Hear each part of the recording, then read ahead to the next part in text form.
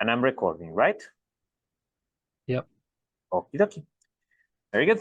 Let me share my screen. I think I was able to make the screen share automatically do what it does need to do. Okay, hello everybody. Welcome new faces that I'm seeing in person. Welcome all faces that I have seen before. Welcome everybody in Zoom as well. Today we're going to go over our third lecture in the Coming Up to Speed summer course for 2024. Welcome as well for all the people that are watching us through the years through YouTube and our recordings. So as we start every class, remember to be nice to each other. These are the two code of conducts that I like to follow. And if somebody is not being nice to you during this course or in general at the university, please contact someone, including myself. In terms of resources, I have been reorganizing a bit the things that we have. You should still have access to the folder link, but if you haven't, this is a QR code. You can take a picture. I can send you an email afterwards. I organized the YouTube channel. Let me show you that. So if you go now to the YouTube channel, your channel, and you go to playlist, in here you will see I have some talks. I still need to upload many that we have made. Those are research and other interesting things. But we also have the recorded lectures. So if you come in here, you will see the list. And this is the first class, and this is the second class. And then later we're going to put out there the third class. The podcast of resources is in here. For now, we have the two about Python that I recorded with Daniel Lay, who helped put those resources together as well. Okay, in terms of the GitHub, I want to highlight two things. The first one is because I didn't spend too much time last time, so I just wanted to, I just wanted to show you that if you go to GitHub and you run code spaces, you're going to be able to follow these guides. This is the guides for derivatives, and Josh did an amazing job at making it extremely interactive. Anybody else was involved in there that I'm missing people? No, it was all you, yeah, carrying that weight in your huge shoulders. Okay, Josh says yes, but he doesn't have the microphone on, so indeed. So this is a very interactive thing in where you can start moving. This is, I think, a person that was moving in a direction and then forgot their keys, and the keys, not their kids, and then started coming back, pick up the keys, and starting going up. And then all these guides you towards through how to make numerically finite differences to calculate the velocity of the person and the acceleration. And it has a nice interactive thing in where you estimate how many discretization points you want to have to basically approximate that derivative in this finite difference approach. It's really cool. Please take a look. And it has something very similar with the acceleration, I think. No, you're just integrating that's the integrating. Do you have the microphone? Yes. Oh, fantastic. That is integrating the approximate velocities to get the approximate position. Fantastic. So there was a lot of work put in here. Please go and take a look if you want to refresh what we have discussed about derivatives, especially within a Python context. The same for the Taylor series one. It's going to guide you through some very nice visuals on how a Taylor series for, in this case, a sine function looks like. And in particular, there are the in-class. This is what we use to generate the in-class activity, so you can go over it with more detail. And there is a very nice thing in here that I like that allows you to move. And I imagine this is flexible enough that you could modify the code to change the function that you're using. Yes, the code should be completely flexible since it uses SymPy. Don't quote me on that though, because I didn't actually try and play with it all that much. It does sine, cosine, and the examples that we did just fine. But perfect. By the way, Till and everybody on Zoom, I rely on you to let me know if any of the microphones stops working. Anyways, if you go in here, you have the sine function, the first element in its Taylor series, and you can start increasing how many you want, and you see the thing basically converging, tack, tack, tack, tack, tack, until eventually becoming the almost the identical form of the function. We're going to discuss how optimal this is probably next class in terms of projections. Oh, there is another. Ah, very nice. So this one has a radius of convergence. Oh, very nice. So you see that this red one refuses to do anything past the left. And that has to do with the radius of convergence that we were discussing last time. And the fact that you have a discontinuity here because things blow up ends up making such that you cannot unblow up things on the left. So very cool. Check it out. I also want to highlight, we are not yet on linear algebra. We're going to discuss about that today. Yes, go ahead. Sorry? दिल की बात नहीं है खाना शाना खाओ फिर सो I'm going to mute you, my friend. अजीब आदमी हो तुम कुछ छोटे बच्चे How do I mute you? There you go. Thank you, Teal. Okie dokie. So linear algebra, this was put up by Teal, and it has a lot of the details that I'm not going to be able to go through. I'm going to give you intuition on linear algebra, but you have never multiplied a matrix by a vector in your life. This is the guide for you. And it's going to follow many, many details on things that you can do with matrices and vectors. We are going to talk about this in the second part of the lecture and next time as well. But it has also some cool animations with a blue arrow that is going over its adventures in the space of arrows. Okay, so that is what I wanted to highlight in here. Let me go back to my slides. Ah, no, one thing, sorry. Many of you have asked me, and I swear that it's not that I forgot. I was still deciding on how we were going to do this. We have had two playgrounds / homeworks. And the question is how you can submit those, because I want to collect all of those codes and amazing things that you do to be able to put them in an online place where people can look at them and learn. And maybe I will steal your code with your permission to later explain new things. So the way that I decided to go about that at the end was I created a second GitHub repository, which is called Summer Playgrounds. And what we're going to do now that I'm thinking about it, eventually we could put this on them, merge it with your. But for now, this is it. And you can come here and submit your playground homeworks to this GitHub repository in the respective folder. Now, the way that that is going to work, you're going to come and you're going to go in with your GitHub credentials, and you're going to fork the repository. You're going to create a new fork. I'm going to record, please select an owner, me. Okay, I already created a fork because I was trying to explain myself how to do this. I'm going to do a video of this with Kyle, but once you fork it, basically, you're going to be able to treat that repository as your own to submit things, and that is going to then appear in my dashboard, and I'm going to be able to approve the commits that you're trying to put. I'm going to create a video to explain all that in details, but that is basically the way that we're going to go around you submitting your playgrounds. And then once the forum is working, we can discuss the things in there and everybody will be very happy, etc. Okay, let me go back to my slides. As a summary from last class, we discussed many things. The two most important, we discussed Taylor series and differential equations, and the connecting concepts that I want you to take away for the Taylor series. Imagine how an ant will see your function if you were to put it right in there. The ant is only going to be able to see at the beginning linear approximations to your functions, and then how the function curves a little bit. That will be the second term in the Taylor series, and so forth. I'm putting a map of the Earth to remind you that the problem with flat earthers is that they only took the first term in the Taylor series of the Earth, so they think it's flat. But if you were to go in further approximations, you will see that indeed it curves.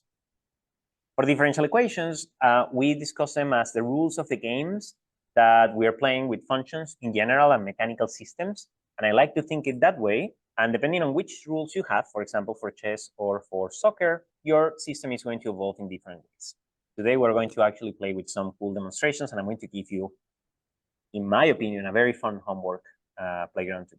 And this is just to remind you of one of the most important differential equations that you would like to have just installed in memory. What is the solution? Josh, you want to say something? No? Okay, sorry. Which is a differential equation in where the derivative of a function f is proportional to that function f. And that proportionality could be a number, could be a matrix, could be an operator. In this case, could be a palm tree. You just don't think. You say that the solution to that differential equation is e to the whatever it was accompanying the function. So Don't take me to court if you do this in a problem and things don't work. This is an inspiration. Of course, whenever palm tree is an actual operator instead of a number, we need to think a little bit more. But I wanted to give you some intuition on why we can solve Schrodinger equation, the time-dependent part, using what is called the evolution operator, which is basically e to the Hamiltonian and all of that. It comes from these ideas. We'll analyze that in quantum mechanics in more details later. Okay, for lecture 2, we had this playground, which, of course, since we didn't finish differential equations, I was not expecting anybody to finish this. But at least the first part of explaining Taylor series to a friend, it was something that you should have been able to do if you wanted. Anybody was able to tackle that first part of the playground that wants to comment on your adventures explaining this to a friend? It is okay if not. These are optional things to play. Anybody from Zoom want to comment on this? Very good. Give it a try. It's something very rewarding whenever you are able to explain this to a family member, your dog, your cat, friends that have never seen Taylor series in their lives. And it will build character, and it will help you connect your concepts more. Final question with respect to the playground. Anybody has given a chance to hear the podcast on Hidden Brain about the growth versus fixed mindset? I see yeses. Fantastic. Well, anybody else that wants to comment on that? Do you want to comment on that? You don't have to. It's an optional. Josh, can you shoot the microphone? Thank you so much. I just thought the examples they used at like the bigger universities, was it Yale? I forgot which university it was. I thought it was really interesting that like even there, they were talking about people put on these big faces, but then really everyone's struggling like on their own. Yep. I had a friend that went to Stanford, and that's how it felt over there. And for those of you that haven't given the podcast a chance, I extremely encourage you that you do it. You will hear testimonies like that in where everybody's actually struggling in their PhDs and in their undergrad adventures. But in these high stressful universities, most people are just pretending that everything is fine and this is not a struggle. And that continues this idea that people that are able to succeed in academia are because they're innate geniuses instead of folks like me that can study and learn and progress and grow. That is why it's called the growth mindset. So I encourage you again to, for those of you that haven't had the chance, I know life has been very busy, but trust me, it's going to be worth it if you're able to take an ear to that. Okay, before we go to the lecture itself, anybody has any comments in general, questions that you want to address from the previous classes? There's a question on Zoom, Pablo. Okie dokie, can you tell me the question? Yeah, it's from Muhammad. He says, would you say that the Python tutorials on YouTube that were uploaded are going to be sufficient to solving these playgrounds? Maybe, maybe not, but at least it's a start. If you have never ever coded in your life, you don't even know how to create a Python environment to start doing things, the first tutorial is going to help you. The same for creating functions. Basically, the way that I like to think about it is, if you have ever played any of the Dark Souls game or one of these very hard to beat games, trying to beat up the game without even knowing how to turn on the console is much more challenging than if somebody comes and tells you, this is a controller, this is a PlayStation, this is how you turn it on, this is how you connect it to the TV, these are the few things that you can do. You're still going to struggle, and that's part of the fun. But at least I think it's going to take you closer than if I were to just assume that you know how to code. Once the forum is working, which we have found what is the issue was related to the company that we were using to send the emails for confirmations. We're going to be able to have an interactive discussion in the forum, and then you can ask questions for me and your peers on things that you struggle on. I will also say that ChatGPT has been a fantastic companion, at least for me. Whenever I have no idea how to even start coding something, I use it as a wall to bounce ideas, and it usually has very nice comments. Don't just copy-paste code from ChatGPT, or nothing is going to work on your side, and you're not going to know why, and it's going to be problematic. But very good question. Let me know if there are things that are obviously missing from the tutorials. We're going to focus the next tutorial into that. Okie dokie. Also, quickly on the line of coding. ChatGPT can also help explain code. So if there's anything that doesn't make sense, you can, if you know the code works, you can throw it in and say explain and keep asking questions. And it usually does far better at answering questions than it does at actually writing code. So if you need more explanation, you can always do that too. That is a fantastic observation. Okay, I am going to share screen.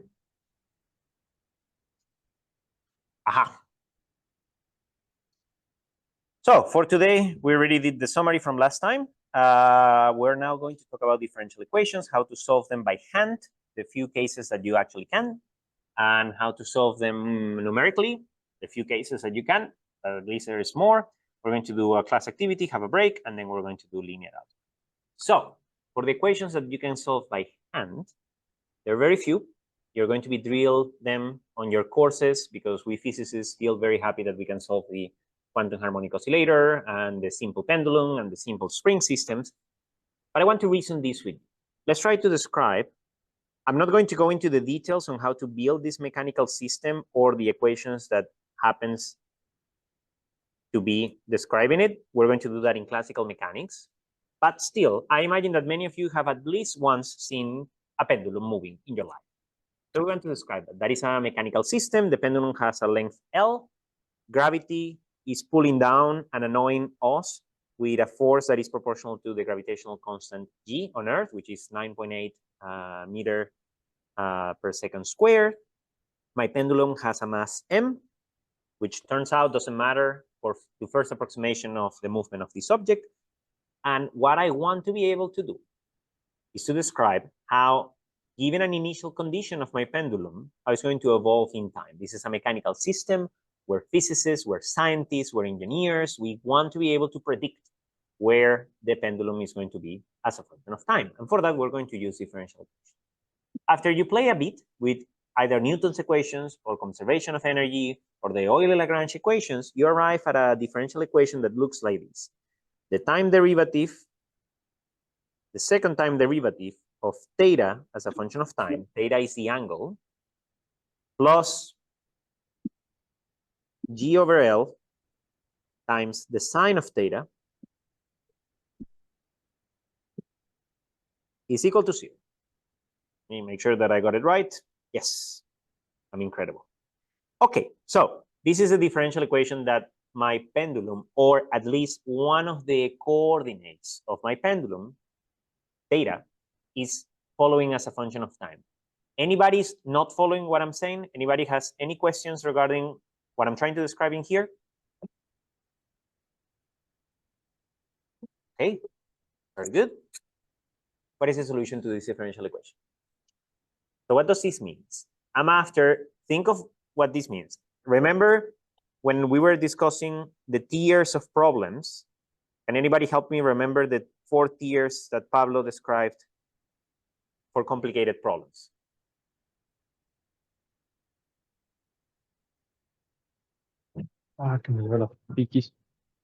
Sorry, there is somebody in person. Let me hear the in-person person. Normal equations. Normal equation. And the rest? Do you remember them? La pluma murió. Okay, what happened? Daniel? Okay. Sorry, go ahead. Normal equations. We have integrals, ODE, and PDE. Integrals, ordinary differential equations, and partial differential equations. Where are we with this problem?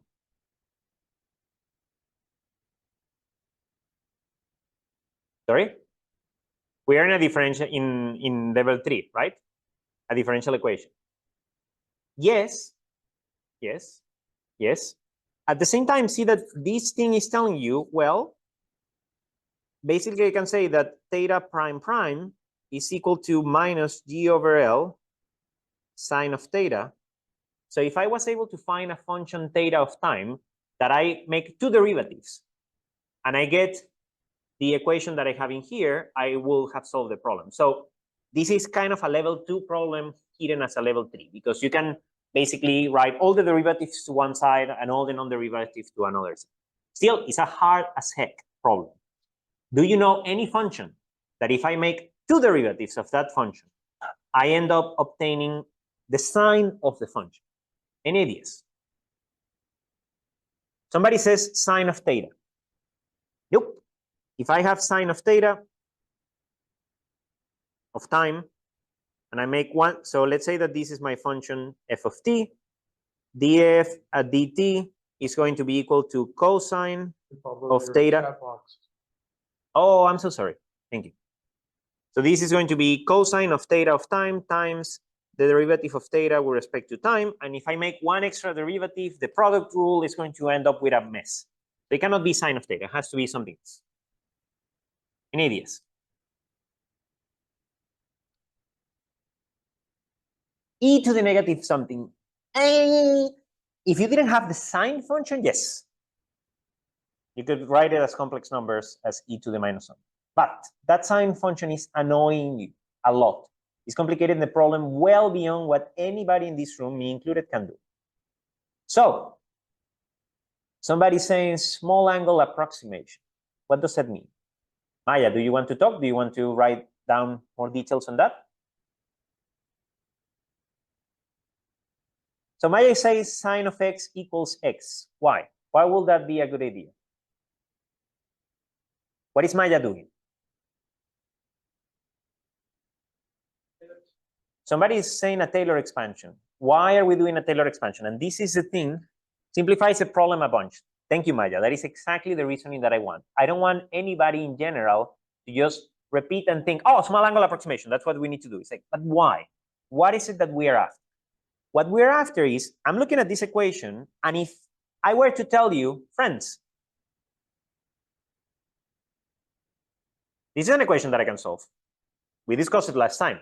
Two derivative of my function is equal to minus a number times my function. That is something that we can do, right? What would be the solution to this differential equation? It's a non-rhetorical question. I want an answer, a strong answer, somebody that is very confident. Some people, I have somebody in person volunteering. Tell me.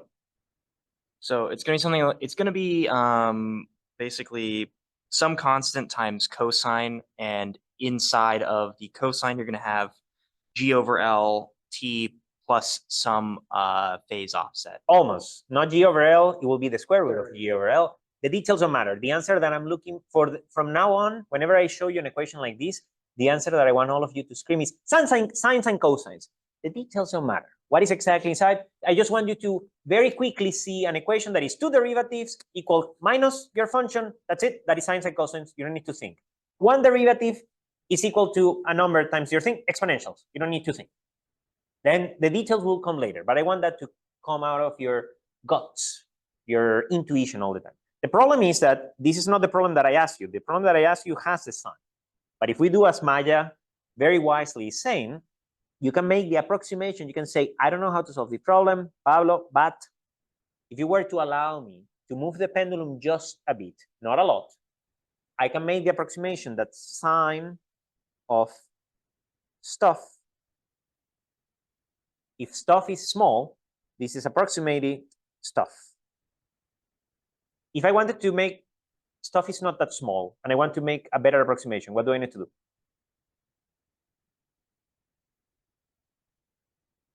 Sorry?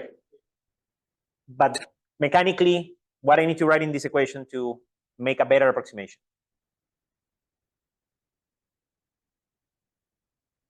Some people on the room has told me already many answers. What I need to write in this equation to make it better? Here. Any ideas? After somebody says it, everybody is going to be like, ah, of course. Taylor expand, yes, but then what is the next thing that I need to write? Okay, I'm going to say it. Minus stuff cube over 3 factorial, which is a Taylor expand. But I just want for you to recognize that if the linear approximation is not good enough, you just add one extra term. If that is not good enough, you just add an extra term. The differential equation is going to be bloody complicated if I add anything that is nonlinear, but at least this is a way of not having to deal with sines and cosines. That is why we were doing what we were doing. Make sense? Okay. So Now, all of you, if you have seen last video from last or have attended last lecture, so nope, put this out. This differential equation is going to get simplified to theta prime prime of t is equal to minus g over L theta of t. And it is very confusing because I have a sign in here, and the solution to this thing is going to have to be a sign as well. And that has nothing to do with each other. Those two signs don't talk to each other. It just happens to be that sign was involved in projecting the forces, and the solution to an oscillating equation ends up being sine forces. I'm not going to go over the details because this is what you're going to do in your playground. But after you make that approximation using Taylor expansion, which is what we discussed last time, you're able to get a solution to this differential. Now, if you were the second problem that I wanted to talk about, because we're going to see it in a second, if you have a mass hanging out from a spring, you have a mass m, you have a spring with constant k, you have gravity that is pulling you down with constant g, the differential equation that you end up obtaining for this system, and let me call this new variable y. Y of t basically is going to tell you how your system is moving up and down.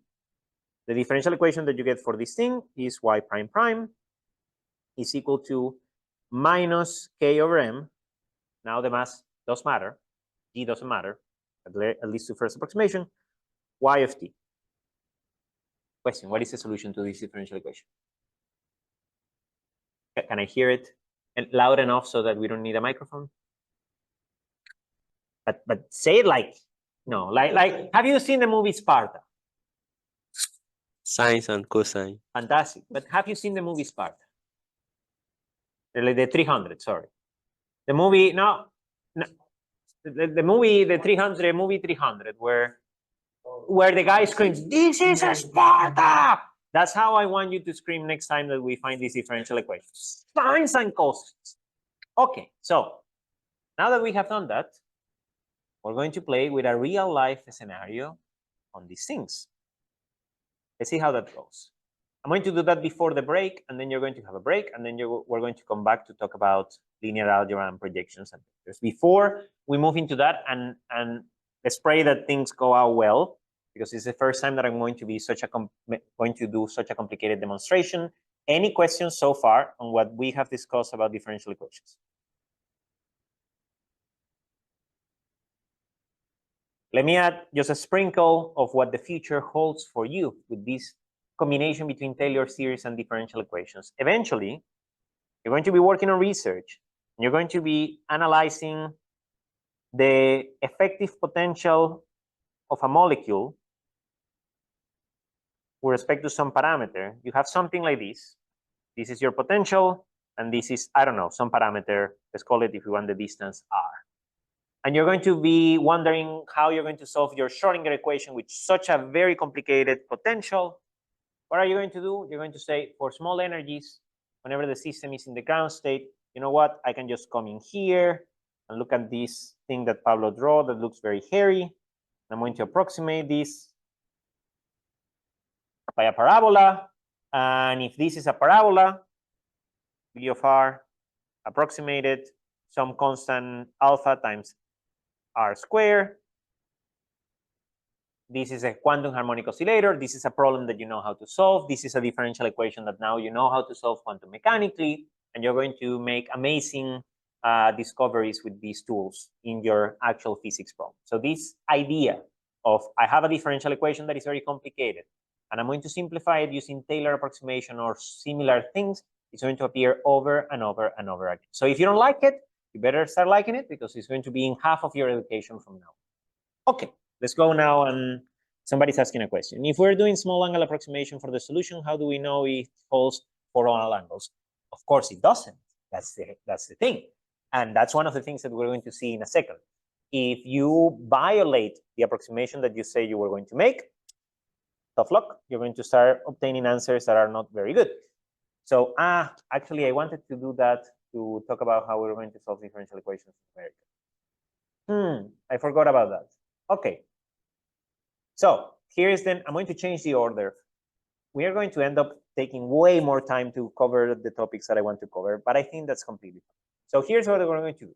We're going to have a 3-minute break. Whenever we come back, I'm going to talk about how numerically solve differential equations with the computer, because I want you to, and that is one of your homeworks, to solve this differential equation fully with the sign in there, not with an approximation, and compare what is the solution that you get with the pen and paper solution that you're getting. That is going to be step 1 of the playgrounds that you're going to have for next week. So my clock says 2:03. We're going to come back at 2:07. You have 3.5 minutes. Go to the restroom, stretch. I'm going to stretch in the middle of the class. Then we're coming back. We're solving differential equations with the computer. And then we're going to do the demonstration that I have for today. Okie dokie. Meanwhile, I'm going to show the Zoom folks what I have in store for you. This is going to be the demonstrations.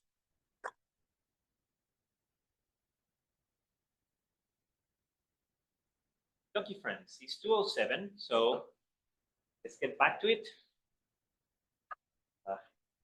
Many things that I want to cover with you. So that's how do we solve these differential equations? Both differential equations that we were discussing for the pendulum and the spring, we basically solved them because we knew the solution. We knew by memory that two derivatives, blah, blah, blah, sines and cosines. There are some techniques that you can do to solve equations that you actually don't know the solution and you can find it. Most equations you just can't. So at least with pen and paper. So how do we achieve this with computers? How do we achieve this with computers? And actually, the method that I'm about to describe was invented. I am having the microphone. The method that I am about to describe was invented many hundred years ago by Euler and then refined by others. This is called Euler's method. We used them before computers, but I like to think that computers are particularly good at solving this. Let's take as an example the differential equation that we know and love. df at dx is equal to, let's say, 3 times f of x. Quickly, what is the answer to this differential equation? What is the solution? But scream it. E to the 3x, fantastic. So we already know, I'm going to put it here in the box of things that we know. F of x is equal to a constant times e to the 3x. Very good. Let's suppose we don't know that. Let's suppose we want to solve this numerically. So the way that we will go about is I'm going to start putting a graph. And first of all, if I want to solve this numerically, I need initial conditions. I need to tell you where you're going to start. Is as any rule of a game, if I'm going to tell you we're going to play chess, the rules are not only the important part, I need to tell you how the pieces start. So I'm going to say, let's say that f at 0 is equal to 1. Okay, that means that you already have some information. You know that at x equals 0, the function value is 1. What do I do now? How can I know the value of the function in the vicinity of 1? Any ideas? Maya is saying Euler's method because Maya knows what is Euler's method. So Maya, for this question in specific, please refrain yourself from telling me what to do. Somebody says plug the solution into the solution this condition. What solution? I don't have a solution. So let me ask the people that are in the room with me. Anybody has any idea of what we could do to know a bit more about the function outside of this location? Can we? Thank you.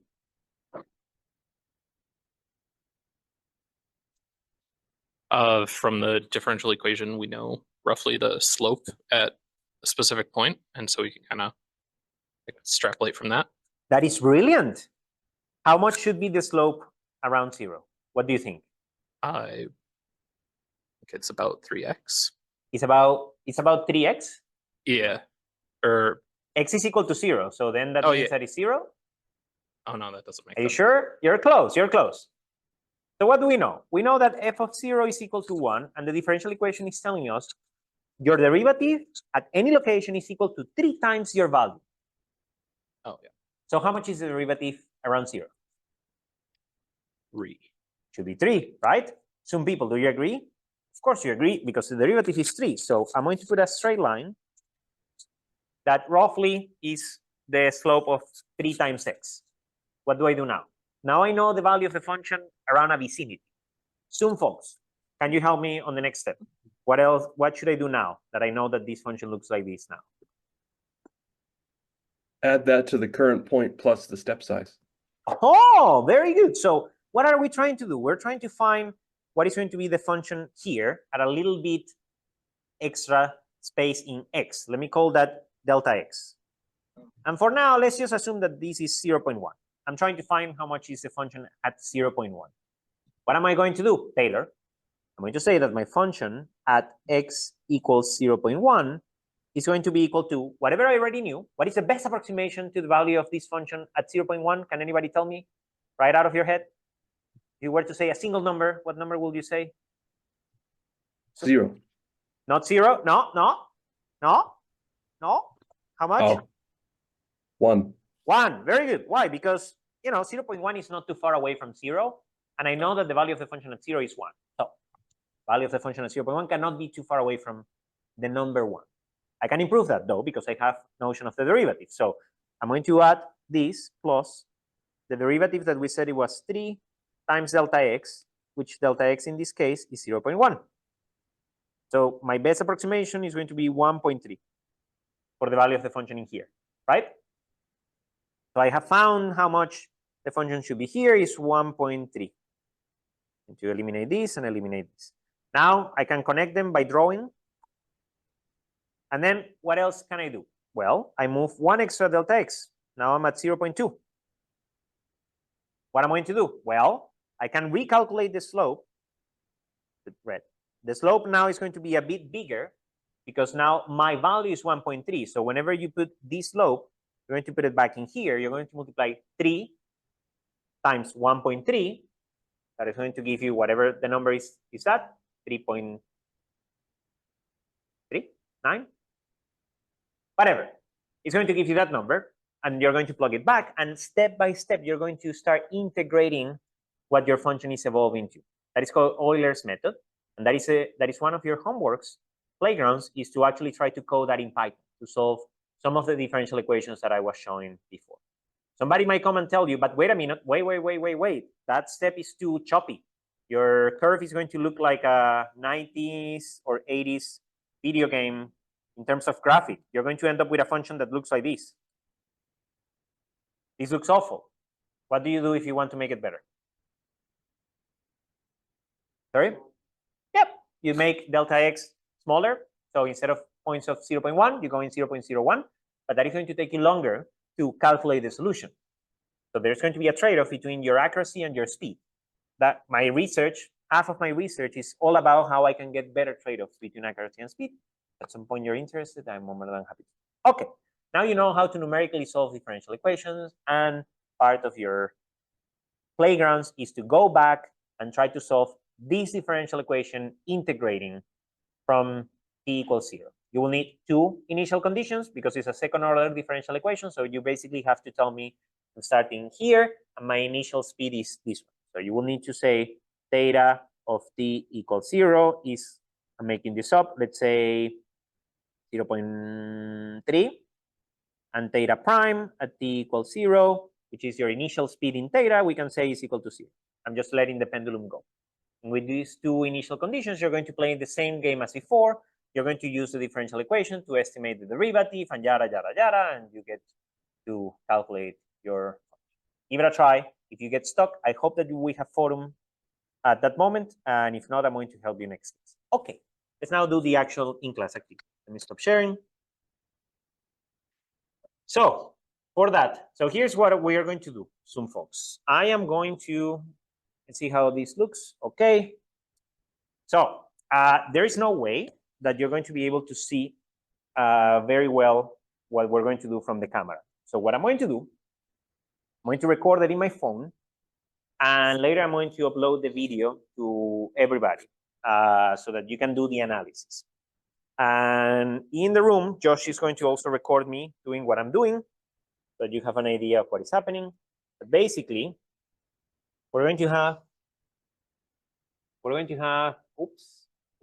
this pendulum that is going to oscillate back and forth. I'm going to record it with a video camera, and your task is going to be to later analyze the frame of that video and see if you can, with very few frames, create a differential equation and estimate the evolution of your mechanical system as a function of time. One of the things that you're going to see is that your estimation fails eventually. Any reasons why it's going to fail? Why your prediction is not going to be as accurate as the real system? Friction, fantastic. That is the first thing. Second thing is that maybe the amplitude that I'm going to put the pendulum on is not small angle approximation. That could also be. Maybe whenever you adjust it to be sine of theta instead of just theta, with a numerical integrator, it might be better. But definitely friction is going to play a role. That is something that you could add to your differential equation as a term that is proportional to the speed and is subtracting, meaning that if you have more speed, you have an effective force that is dragging you on. So what I'm about to do and what I'm going to give you as a homework / playground has an entire spectrum of how much you can dedicate to it. You could dedicate 5 minutes, estimate the speed, make the sine of theta, blah, blah, blah, differential equations, see if it agrees after, let's say, 20 seconds. Or you could spend hours and days analyzing every frame, trying to incorporate friction and going nuts, going ballistic on it. It's up to you. This is not a graded class, so you can just have fun. But I wanted to give you the option. For everybody that is in person, you can remain comfortable in your seats. But if you want to have more details of what I'm doing, you can also just form a semicircle around. I'm going to put my phone. Okay, let me move this a bit so you can see me better. And I want all of you to be extremely proud of yourself. I am proud of you because this is going to be the first time for some of you that you're going to be actually using your mathematical powers to solve a real life system. Okay. We're going to do this with a pendulum. We're going to do this with a spring. Okay. Well, we have the angle. Let me see if it's better. Better like this. Yeah, why not? Okay. You think that would be better? It's going to be a video, so okay. And I think the video should have, this thing should record time, right? How do we know how time is passing? Can I have somebody's phone? And can you put a timer? I promise your phone will not be harmed too much during this process. I need a second clamp. Thank you. Okay.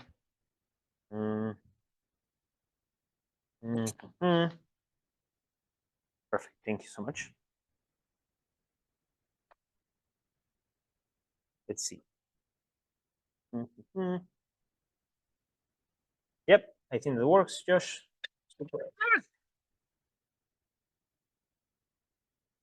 Okay.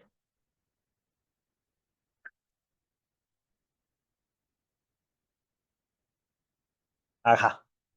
Does that work? Okay, perfect. Yes, that works. Okay. In case we need a timer. Okay, cool. So I'm going to start recording this.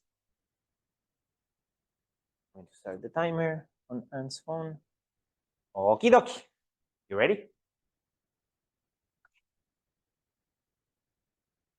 The moment anticipation. I'm going to start with, yes, that is around 10 degrees. Oof. Oh, very good. Funny, the screen is delayed with respect to the pendulum in there. Okay, we had some few oscillations. Let me try again. Now we're going to do a very small oscillation.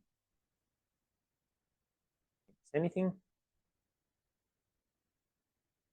And then, of course, I'm going to edit these videos, make them available for you. model this thing. For those of you that are overachievers, I have no idea how to do this, but I'm sure that enough material on the internet can help you. You could try to analyze the frames with Python, extract the position of the thing with Python, and then on top of the video, put the trajectory of your calculations. That would be very cool.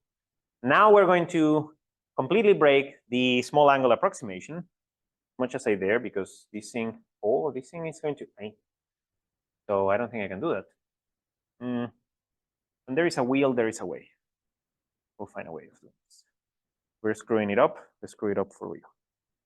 Okay.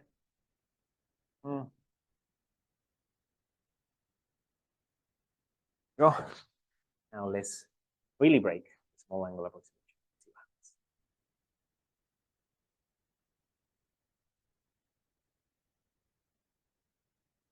happens. Okay. No idea how much actually we can extract the angle from that. Very good. Any questions? Does your homework make sense? What you're going to try to do?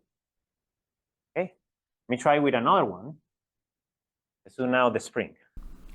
Before we go into the spring, I'm editing the video to add this new version of the pendulum oscillating because one of the students present in class pointed out correctly that the protractor was not centered at the location where the pendulum was swinging.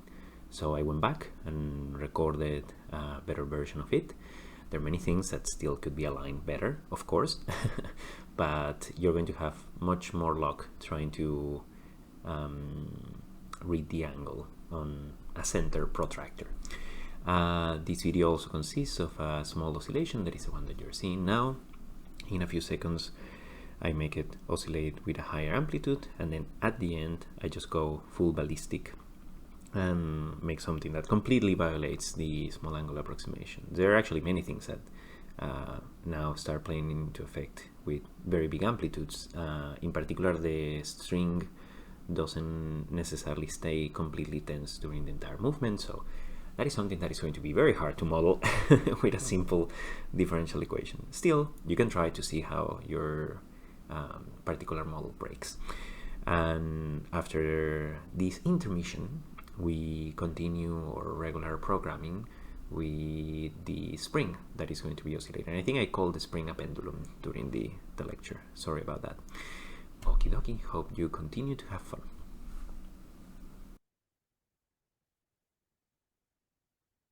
Now you're also going to model a pendulum. Oh wow, okay, that was not great. Let me try again, try to do it a bit more. How about that? Okay, I think that makes sense. So try to model that one. Now let's try to put less weight, because this should change with the mass. And that is the last thing that we do. And then we start talking about linear algebra and projections. So the first thing that you will notice is that the equilibrium position is in a different place.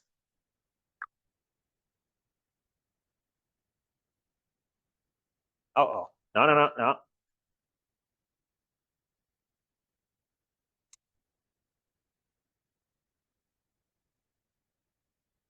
Okay. Okay. Very good. So stopping this in here. Any questions?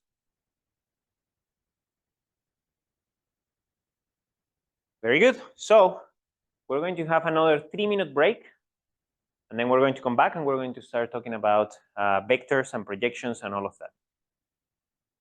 Yes. So you're asking about the height of the initial pendulum for the homework. You know, that's a good idea. I can definitely provide you with that. There is a ruler in there, so I think in the video you should be able to see how much that is. But in principle, you don't need it if you have data from the differential equation itself, because you could estimate it as a pre-parameter. Yet I am going to measure the length of the rope, so I can give that to you, and you don't have to estimate that by hand. But thank you for the point. Okay, let me go back. We have half an hour more, and I do want to talk about projections. and vectors.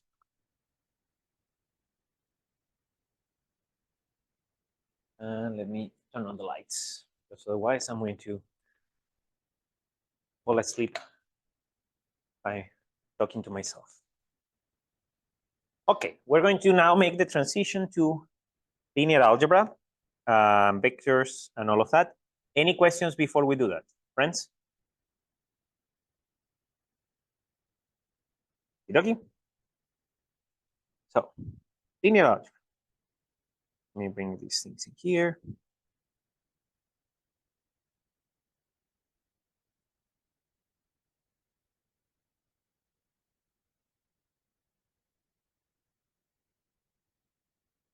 When I say the word vector, what do you think?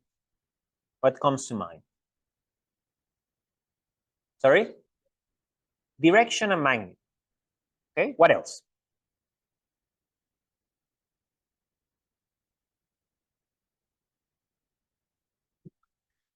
One of the villains in the Despicable Me franchise. Yes. What else? Eigenvectors is what Omja's mind comes in. I like that too. What else?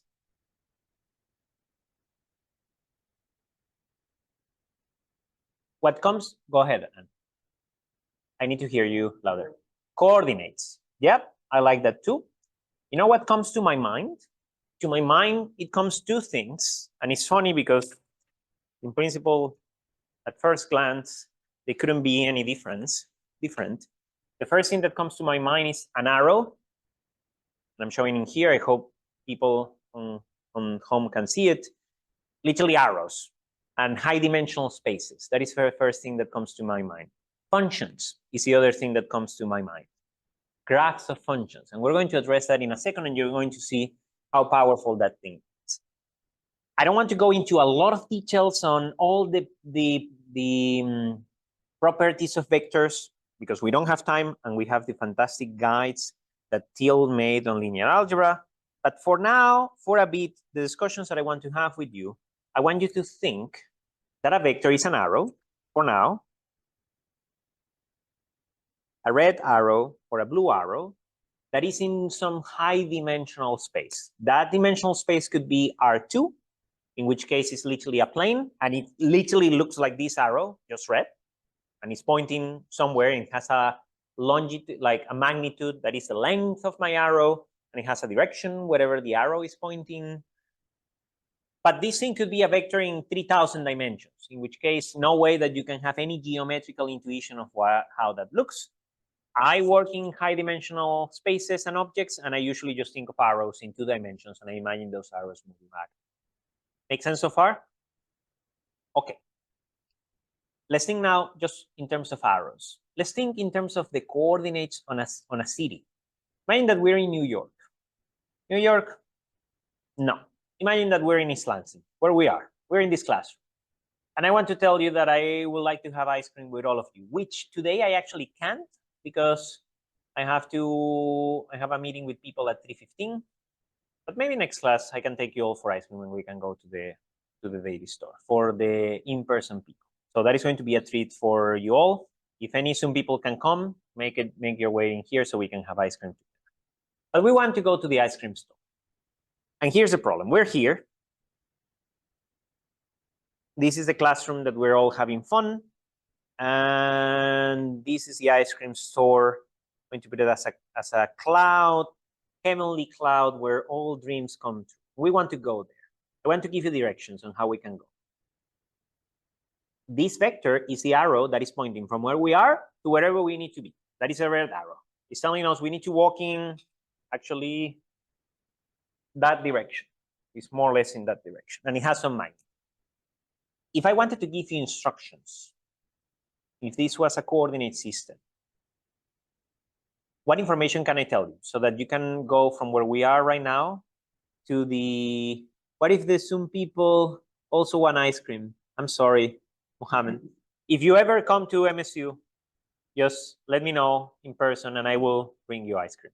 I will, for now, just show you pictures of us having ice cream.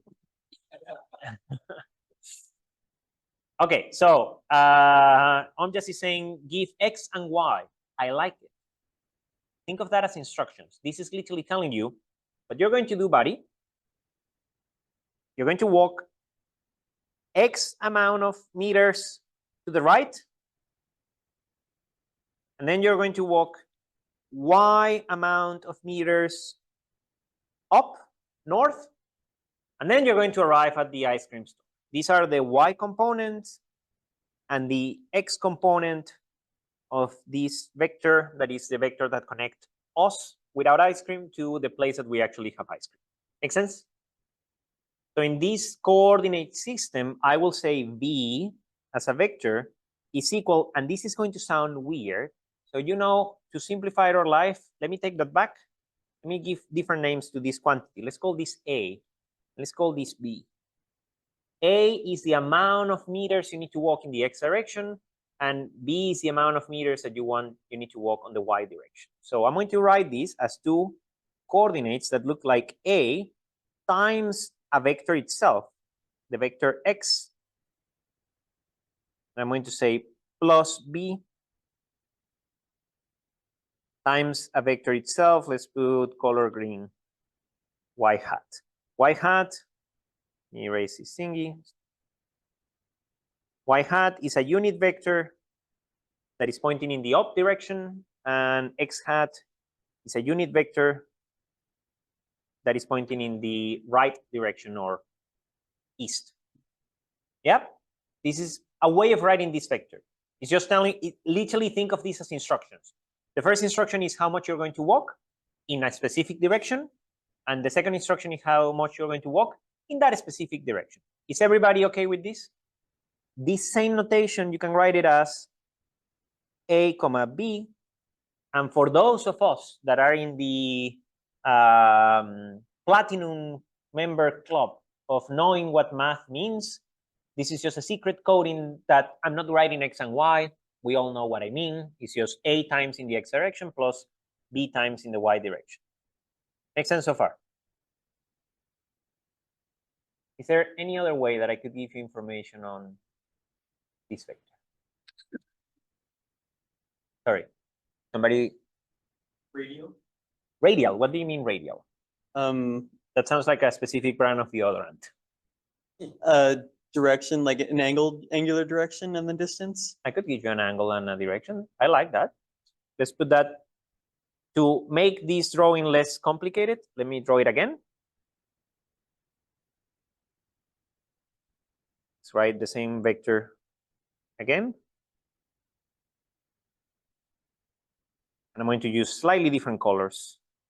Let's say that I can give you an angle. So I'm telling you with respect to west, you're looking at west, the sun rises on the west, right? Yes, right. And sets in the east. Rises in the east. Okay, that was a test. You passed it. So the sun rises in the east. So what I'm going to tell you is look at the sun whenever it's rising. You're going to be sitting there waiting for the ice cream as 5 in the morning. You're looking at the sun rising. From that, you're going to count these many angles with respect to that in a clockwise, counterclockwise direction. That gives you the direction to where the ice cream store is. And then I need to tell you a distance on how much you need to walk in that specific direction so that you can arrive at your destination. I'm going to call that distance. Let's put it, which color? This yellow one. I'm going to call that distance R. So in that sense, I could say that V as, sorry, what? No, like R times cosine. There is a relationship between these coordinates, of course. They cannot be completely independent of each other. But then I'm going to tell you that V, basically I can write it as move a distance R in a direction theta. And I give you those two numbers. In terms of vectors, this is the same as saying, and this is going to be very complicated, very, let me change the notation so that it's not that confusing. Let me call that a distance L, is a distance that we are from this thingy. You write this as you're going to move a distance L in the R hat direction. R hat direction is literally the vector that is between where you are and where you want to be. And it's something that changes with respect to theta. But see that I'm still giving you the same amount of information. I need to give you two numbers so that you can know exactly where you're going. Does this make sense? Yep. So vectors, arrows, high dimensions. I need to tell you numbers. Those numbers are going to tell you how the vector actually looks.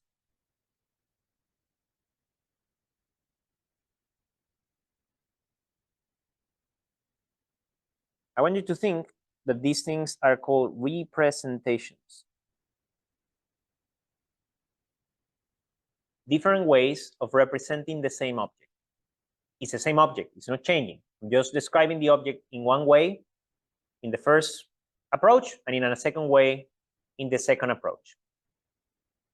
The first approach, I'm calling this in the basis of the canonical vectors x and y. But we will discuss that in, do I want to do that activity today? Yes, let's do that activity today. Okay. We should start closing in 10, 15 minutes. So we're going to have a fun discussion today in terms of vectors. Okay, I'm going to talk about change of bases next class. What I want to talk about today is projection, because that's one of my favorite subjects. Look at the first thing.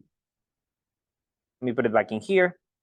And imagine now that instead of talking about the ice cream store, because that is going to complicate my life if I want to do what I am about to do, I literally have an arrow, the same arrow that I was describing before. It's sitting in here, arrow B. And I want to obtain these two numbers. I want to know, it's an arrow in physical space. I want to know how much is this component A, how much is the magnitude of this thing. And I want to know how much is this component B, which is the magnitude of the arrow in the y direction. It's an actual arrow, so my arrow is red. So let me bring my red arrow. My question to you all, how do I do that in actual real life? How will you do that? If I were to tell you, I have this arrow, and I am putting it, stop sharing here. I have this arrow, and I'm putting it in some direction in here, and I'm interested in finding the x component and the y component. What will you do? It's almost like the Pythagorean theorem. The Pythagorean theorem will tell you that if you were to have those two things, A and B, you can estimate C by having the square root of adding them in quadrant. But if you only have the length and the physical object, how can I get A and B? I see some equations, but I cannot read them. I'm too far away.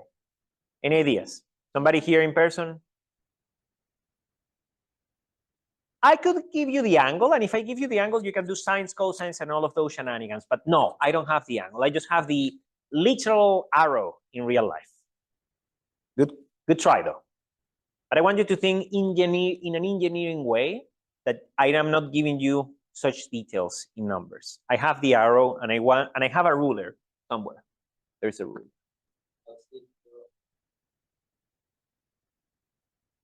Josh? I'll draw a perpendicular line onto the x. So, oh, hello, Josh. I was missing you, buddy. Sorry, the other Josh, the Zoom Josh. So, my friend, what is your name? Sandy. Did I pronounce it? Sandy. Oh, Sunday. Perfect. So what Sandy is saying, can you pass me that ruler? Thank you. What Sunday is saying is, if I am able to draw a perpendicular arrow, a perpendicular line this way, I can calculate the longitude in the x direction, and that should give me what I want. You could do that. We're going to do something more fun. We're going to use a flashlight to cast a shadow of this arrow on the ground and then on the wall. And then we're going to measure the shadow. And if we do it right, the shadow should tell you the length of that. And that is the last thing that we're going to do in actual class activity.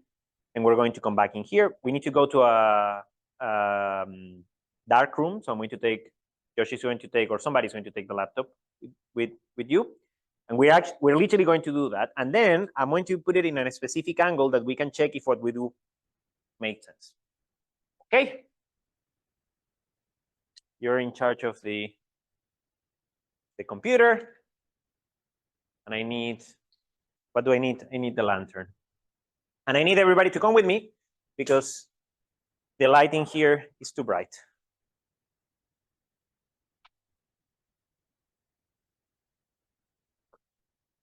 And I need something else. Sorry, Josh.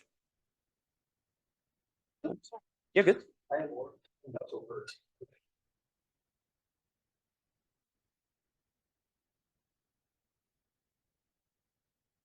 Okay. Perfect, perfect, perfect. Sorry, Spencer. Aha. So I'm going to need volunteers. Who wants to measure this thingy? It was your idea. Do you want to measure it? Come here with me.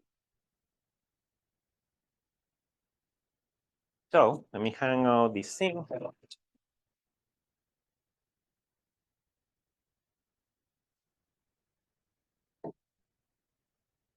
Okay.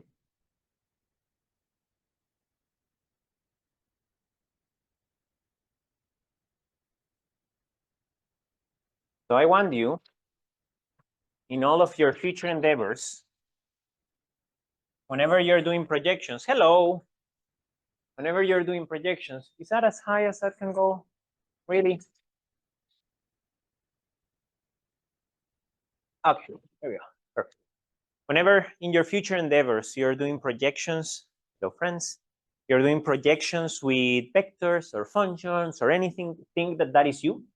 You have that lantern, you're trying to look at the shadow of the object to see how much it projects onto something else. So to do this right, we're going to first measure the arrow itself. See, so arrow with tip and everything is 100, exactly 1 meter, actually. Okay, somebody did this right. Good. So I have a 1 meter arrow, and I'm going to use 60 degrees. So we should be able to actually calculate how much the projection should be, because it should be sines and cosines of 60. Okay, so lights off. Aha. Soon, folks, I'm sorry, you might not be seeing anything interesting. Can you put it on the edge, Josh, so that you can point it down? And we need to be very careful because to do this right, the lantern, thank you, the lantern should be pointing like very, very far away and be basically a plane wave. I don't have that, so we're going to have to do with what we have. I'm going to try to put this in a way that I kind of gauge that we are basically on top. Okay. Okay. I'm going to do my best. Sunday, can you help me measure the length of that shadow? We'll see how this goes. It might be that it's terrible, but at least you will never forget it. Okay.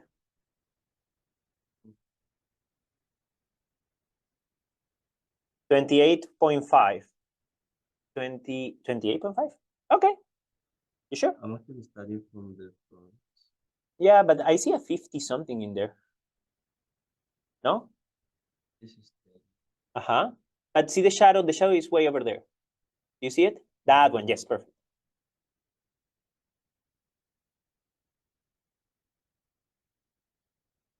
$56. Okay, somebody please write that down somewhere. And now we need the shadow, the horizontal shadow, the vertical shadow. We're going to need to bring that down. And you, oh, so you need to go all the way over there. I need another volunteer, actually. Thank you, Josh. Okay, now you're going to measure in my measuring guide again. So you need to put that kind of on the floor level as perpendicular as possible. And I said 60 degrees. Okay. So, oh, I twisted the arrow. Aha. So it's in here. So Josh, you need to put the lamp such that this height looks more or less okay. Yep, I think so. Can you help us measure it? Thank you, friend. So make this perpendicular, that.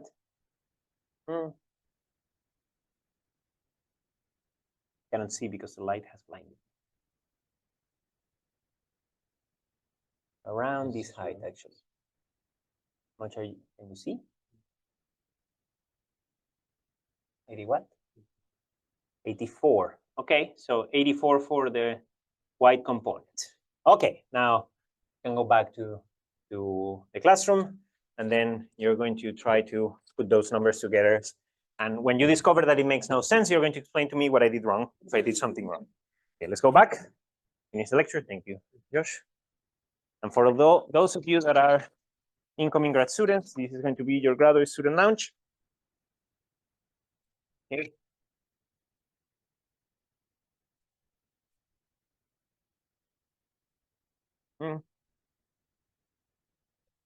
If anything, if the numbers don't agree, I think at least we were able to have fun. And for the rest of your life, I hope that you're able to remember me on my knees, trying to measure the shadow of these arrows every time that you're calculating a projection. I want to say one more thing before we go to our other activities. Okay, start broadcast. So we're going to discuss this in more details next class, but I want you to tease you on thinking something. Anybody see my thingy? Yes. All right. So what we just did, we had our lamp. I'm going to draw it as a flashlight. And we were casting light, and we were looking at the shadow that this thing was casting in here. And that was giving us the number. Can anybody tell me the number? So this B, this was around 1 meter. Anybody remembers how much was the thing on the floor? 56. And vertical was 84. And the angle was 60 degrees, give or take. Later, we will check to see if those numbers make sense. Mathematically, what is the operation of projecting, of casting a shadow? This is how you do it physically. Anybody knows how to do this in a mathematical way? So if I have a vector V and I want to know this vector V1, I want to know the shadow that this vector V1 makes on a vector V2. What is the mathematical operation that I need to do? Scalar projection. Sorry, what some people? Scalar projection. Scalar projection. What is a scalar projection? The inner product between the vectors. The dot product between the vectors has information about the shadow. In particular, if two vectors are perpendicular, their dot product is 0. If they're perpendicular, they don't cast a shadow on each other. So if you make the dot product between these two things, and you divide by the magnitude of the second vector, that tells you how much shadow, how much of the total length of the first vector is projected, is casted onto the second vector. So if I want to mathematically find this coefficient A, the only thing that I need to do is grab my vector V, make the dot product with X, the unit vector X, and divide by the magnitude of X. But we just said that X had magnitude 1, so I don't have to divide anything. So this is exactly what A is going to be. That is how mathematically you obtain this thing. Make sense? Projections. This is the last thing, I swear, the last two things that I'm going to say. We might not have too much time for questions, but it's okay. I want really you to be able to think about this for the next class. Projections tells you how much your object looks like the object on which you are projecting. For example, in the case that we were drawing this with 60 degrees, the drawing should be more like this. My vector V was more like the y-axis than it was like the x-axis. In particular, if I were to drive the angle to 88 degrees, it's going to basically be almost the y direction and almost nothing in the x direction. I want you to think in terms of this language. V is going to be very similar to y, not that similar to x. Make sense? We're going to use that later on functions. But my question to you, friends, if the projection operator on vectors looks like this, is there some sort of projection operation on functions? Can I ask the question, given a function f, for example, sine, could I have another function, let's put it in blue, that kind of looks like this? You know, it's not sine, but it's not that far away. Let's call this g of x. Could I have some sort of sense or measurement of how much the function f and the function g are like each other? How much does the function g looks like sine? In particular, if I were to compare it with another function, cosine, I have this as cosine. I will expect that g and cos don't look that much alike. How do I measure that? Anybody has any ideas? And just you're not allowed to answer because you literally know this because we have discussed it. Sorry. Well, you also know because we have discussed those things. But please go ahead. Anne is suggesting integrals. Why integrals? And you might have seen this in a book.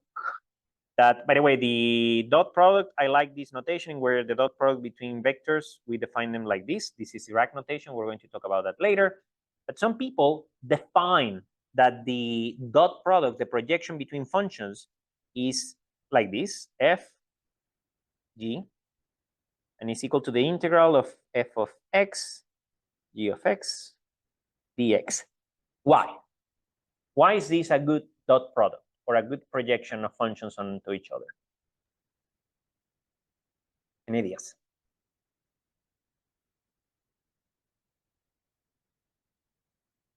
So integral is just basically a big sum with an infinitely small step basically on it.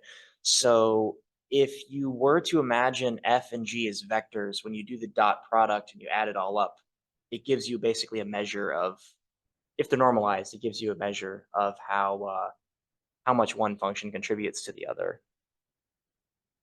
I like where you're going, and that is the right, or at least a good direction to go.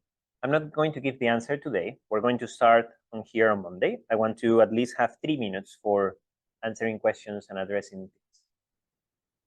Thank you very much. So I want everybody to think about this. I am going to later, let me stop sharing my here. I'm going to later at playground 3. Yes, playground 3, in where I'm going to formalize the instructions for the pendulum and the spring. And then you can give it a try for next week. Today is Wednesday, where I'm going to see you on Monday. We are probably, no, for sure, we're not having class on Wednesday, next Wednesday, because it's a national holiday. But we will meet on Monday. I think Juneteenth. Oh, yeah. But we'll meet on Monday. We're going to go over whatever we play with in the playgrounds. We're going to continue discussing about vectors. We're going to start playing with eigenvectors and eigensystems and eigenvalues and all of that. And we're going to have fun with a rope. Any questions or any comments before we leave?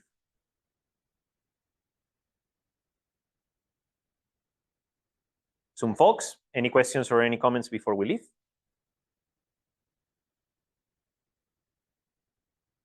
Very good. With that, you're all free to go. I'm going to record the new video of the pendulum, and I will see you Monday. Bye, friends. Bye, some people. Thank you, Pablo. Thank you. Thank you for coming. Bye-bye.